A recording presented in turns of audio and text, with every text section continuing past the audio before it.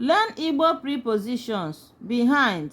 In Igbo, it is called n'azụ. Igbo, English. Number 1 sentence says, osisi ahụ dị n'azụ ụlọ. Osisi ahụ dị n'azụ ụlọ, meaning that tree is behind the house. Remember, we use the same marker to write each word, both in English and in Igbo.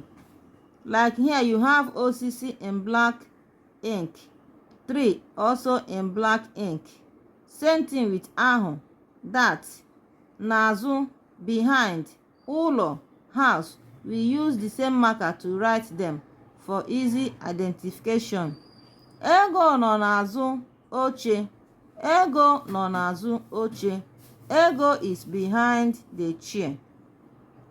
Ụlọ ọhụrụ ahụ dị n'azụ ụlọ Ego. Ụlọ ọhụrụ ahụ dị n'azụ ụlọ Ego. That new house is behind Ego's house. Ha na-abịa n'azụ. Ha na-abịa n'azụ, meaning they are coming behind. Igbe gị dị n'azụ ya. Igbe gị dị n'azụ ya, meaning your box is behind him or her. Remember, ya represents both him and the her as a third person pronoun in Igbo. Hapụ ya n'azụ. Hapụ ya n'azụ, meaning leave it behind.